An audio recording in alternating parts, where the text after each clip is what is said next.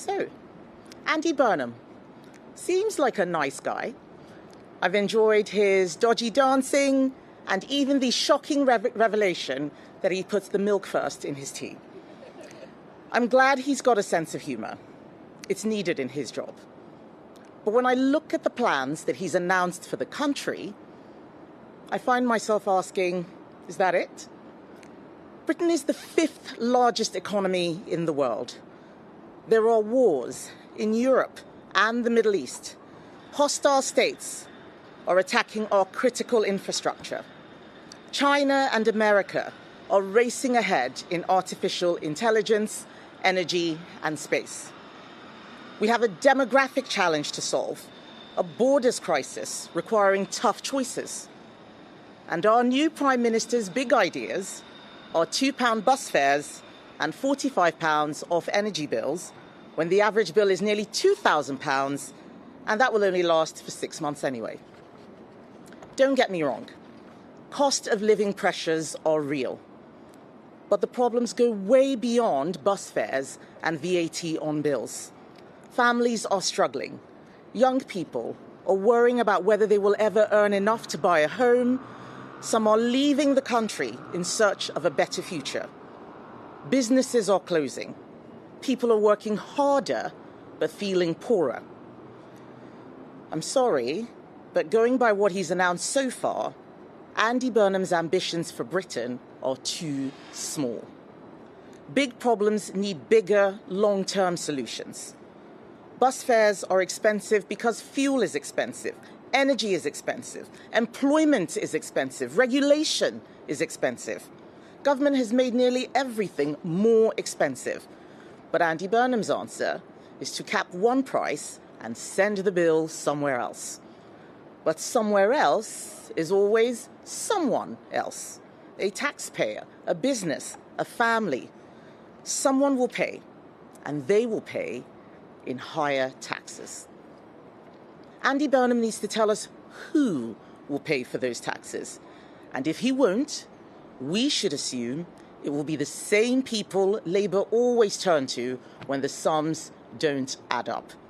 Working people, small businesses, the people who get up early, take risks, hire staff, and try to build something. I want us to be more ambitious than Andy Burnham. Conservatives believe in aspiration. We are looking to the future, yet Andy Burnham is looking backwards, not forwards. Instead of picking up a bus fares policy that Boris Johnson and Rishi Sunak introduced years ago, how about clean, cheap, abundant energy that makes us all richer? How about that? British businesses are paying 4 times as much for electricity as businesses in the US. We're paying twice as much as businesses in Spain. I want British manufacturers to compete with the best in the world. I want our young people to find opportunity here, not feel that they have to leave the country for a better future. Last night, I spoke to an employer, a Greater Manchester employer, who is opening a new factory. Unfortunately, the new factory is not in Greater Manchester. He is opening it in America because taxes here are too high and regulations make it too hard to hire staff.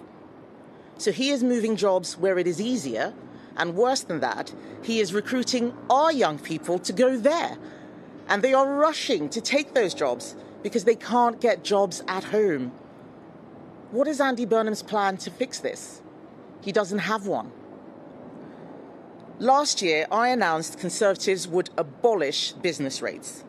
Abolish business rates for most of the high street, not just pubs, but shops, restaurants, retail, hospitality, leisure. And more importantly, I showed how I would pay for it. Our new Prime Minister only wants to cut business rates by 20%, and only for clubs, pubs, and music venues. And he hasn't even found the money to pay for it. Look, I like to have a good time as much as the next person, but surely he can do better than that. 4 years ago, a Prime Minister announced policies without making savings to pay for them, and it didn't end very well. Every day, Andy Burnham seems to float a new expensive idea. A national care service that costs £18 billion, building as many council houses in the 1970s, costing £13 billion. On Monday, he said he was thinking about increasing the personal allowance. On Tuesday, he was against it. On Wednesday, he was for it again. Does anyone know what he's thinking today? Because I don't. He doesn't actually know what he wants to do. He is thinking out loud. All we know is that it is going to cost a lot of money. So I want to be very clear. Andy Burnham needs to rule out tax rises to pay for his spending spree. Rachel Reeves raised taxes, and we saw what happened after that. Employers stopped hiring and jobs were lost. Andy Burnham will repeat Rachel Reeves' mistakes if he raises taxes again. And we all know what he will say. He will pretend he is only taxing the rich. The truth is, he will punish the engineer whose factory is never built, punish the apprentice whose job never exists, punish the family whose bills rise yet again. This is what Labour never understands. Money needs to be made before it can be spent. Businesses are not cash machines for politicians. Conservatives understand that businesses are where people work. They are where wealth is created. They are what pays for everything else. Andy Burnham needs to do better. He is behaving like he's still the Mayor of Manchester. He is now the Prime Minister of the United Kingdom. He needs to start acting like it. When you're the Mayor of Manchester, you are handed a big pot of someone else's money and you decide where to spend it. I'm sure this is great fun. It can make you very popular, but it is not the same as being Prime Minister. A mayor doesn't have to fund the army. A Prime Minister does.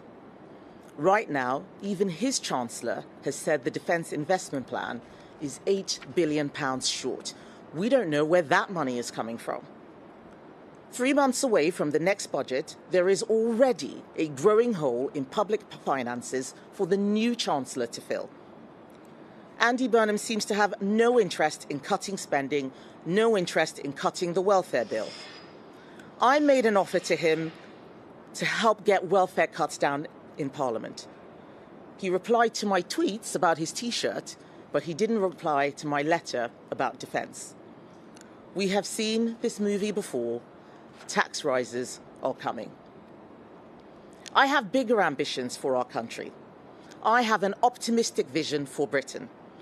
If we want to be a richer country, a country where the cost of living doesn't bite so hard when tough times hit, we need to create wealth, not destroy it. My vision is grounded in reality.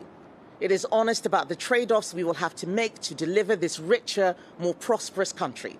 A country that has clean, abundant energy, where young people are able to buy a house, not come out of university with loans they'll never repay, where people feel safe on the streets because we have built enough prisons to house dangerous criminals, not release them early, even when they have committed horrendous crimes, where we are world-leading in tech and in AI and space, and our universities stay the best in the world. Britain needs a bit more optimism. But you can't buy optimism with other people's money. You can't. If you try to tackle the cost of living without fixing the economy, you will fail. I think it's weird that Andy Burnham talks about the 1970s as if they were wonderful when everyone else thinks they were terrible. Endless strikes, rubbish not being collected, bodies not being buried, inflation at 25%, and a Chancellor going cap in hand to the IMF. A Chancellor called Healy, by the way. Let's not forget that. Britain in the 1980s and 1990s was an optimistic place, not because people were told to be optimistic, but because they were living in a growing economy full of jobs and opportunity. It seemed a given that people's lives would be better than their parents' and their children's lives would be better than their own. That is what we need to create. And it is the country that the Conservative Party has a plan to build. Our optimism is grounded in reality. His is wishful thinking.